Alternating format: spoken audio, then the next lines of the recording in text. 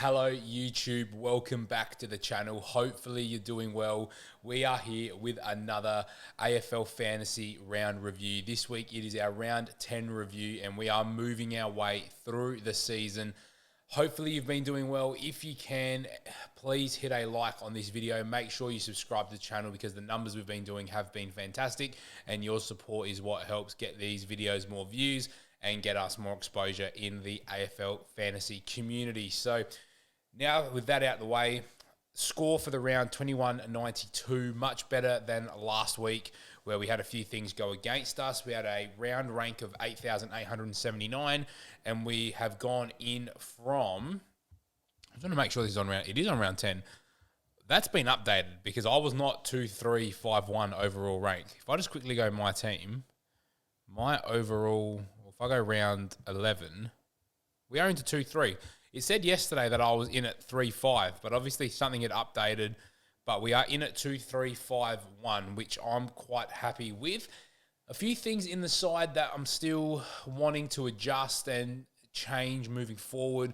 And we don't have any major big problems, as you can see from the side. But let's go through line by line and talk through where we're at. And then I'll talk about early trade targets. So this week, our trades were Xavier Lindsay out to Cooper Simpson, Jaden Short to Lockie Whitfield. I did put the VC on Lockie Whitfield. I was umming and ahhing between him and Jordan Dawson. End of the day, if I put it on Jordan Dawson, I would have missed out on points. But Nasiah Wanganeen-Miller, very, very disappointing score. I've said in the last few team reviews, I've been very, very happy with him since owning him from round 3. So we know that West Coast isn't the best matchup. Ross has come out and said that he was moving magnets around. His time sort of across the ground was split a little bit, only the 2 marks, which is not typical Nasiah Wanganeen-Miller, but also gave away 3 free kicks, which, you know, you take 9 points off of that score and it makes a significant difference. Josh Dacos against the Crows in some interesting conditions. Again, didn't get the higher end of his marks that we typically see. Still had decent enough disposals, but the last 2 weeks have been a bit quiet from Josh, so hopefully Collingwood can get him up and firing. Sydney boys on Friday night weren't great against Carlton. But again, very, very interesting game there. They didn't really have the ball sitting at half back. Luke Traynor subbed out, which is concerning, even though he got to 50. Would have liked a lot more against the North Melbourne matchup. And Lockie Whitfield on debut. Typical of my season, I bring him in and he has almost his worst game of the season against Fremantle. But again, probably off the game script a little bit, so that a bit less conducive of the chip mark because GWS weren't winning. The run looks good over the next few weeks. Carlton, Richmond, Port, Brisbane and Gold Coast, but then into West Coast, Geelong, Essendon and Sydney. So I think Whitfield's going to be fine long term. But defensively, we do have some holes in Traynor and Bice. And then Roberts come round 14. So we do have some movement in our defence. Moving into the midfield line, Nick Dacos. After bringing him in after this Sydney game, he's just went crazy for us for a couple of weeks, and then it's been quite down with Nick, which is a little bit frustrating. So we're starting to lose a bit of value on that we paid for Nick, but I think he's carrying something at the moment, so hopefully he can get his body right and be fine for North Melbourne, Hawthorn and Melbourne. They are 3 good matchups for Nick Dacos. Jordan Dawson finding a way again to get it done. He doesn't have too many down games and definitely not in a row. What I like with Dawson is 9 marks, 8 tackles, kicked a goal. That's just typical Jordan Dawson type of football. Going into West Coast, Sydney, Brisbane and Hawthorn, I expect him still to venture forward, hopefully kick a few more goals and keep those big scores ticking over. Brayshaw started very, very slow, did it with handballs and tackles this week, trying to fight through a tag and getting himself up to a 103, which is a respectable score.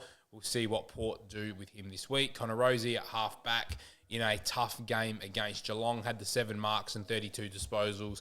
He is just ticking along nicely, and I'm very keen at round 12 to flick him into our defence. Then for the rest of the midfield, Adam Chera and Will Ashcroft just ticking along nicely, as is Ned Long and Garcia. Wasn't in my early plans last week to stay in the side, but he just keeps staying in the team, and he's probably doing enough to be a M8/a F6 type of operator anyway. So 80s and 60s, Ideally, we want to get rid of him pretty soon, but we'll probably have to hold him this week with some issues.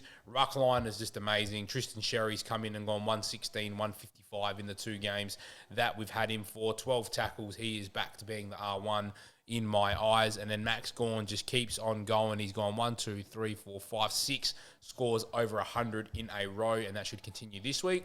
Forward line probably let us down a little bit this week. McRae, 84, carrying a back concern. Petrarca, 84, did miss a gettable goal for him as well, which would have been nice. Again, the disposals are there, but not enough marks and tackles, and he gave a couple frees away. Bailey Smith is just chugging along nicely. Isaac Rankin has started to taper off a little bit.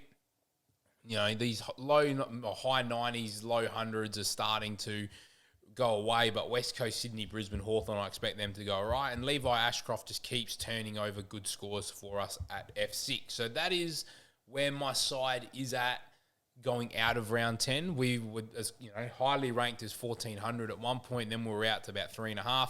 So to be in at 2-3, we were at 4-1 last week. So to be back in at 2-3 is a respectable score. 21.92 was very good on the week, even though I did feel like the side was struggling.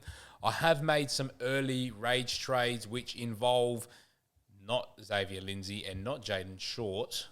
I can just tell you, it is a Luke Trainer to a Kitty Coleman, and then it is a Jack McRae to a Nick Martin. So the only reason I've made these moves is around the fact that it sounds like Jack McRae could be a couple weeks out. Their bye's in round 13, so he'd have 2 games before the bye. I doubt he plays again before the bye. My other options for my trades were to do Trainer or Bice to Coleman and then Garcia to a Chad Warner or an Isaac Heaney. So I would have preferred to make those moves, but if a Jack McRae is out long term or even 2 or 3 weeks, I think I've got to make that move. Nick Martin is somebody that I really am eyeing off as someone I want in my forward line. We knew these Collingwood and North Melbourne game he was carrying a knock. Other than that, he's been putting out some super scores and gets a juicy matchup against Richmond this week. So that's where my side is at currently. Let me know in the comments below what you think I should be doing with my side. Let me know how you went this week and what your rank's sitting at. And I'll see you tomorrow for our favourite video on trade targets. Make sure you like, comment, and subscribe. And I'll see you tomorrow for our trade targets video.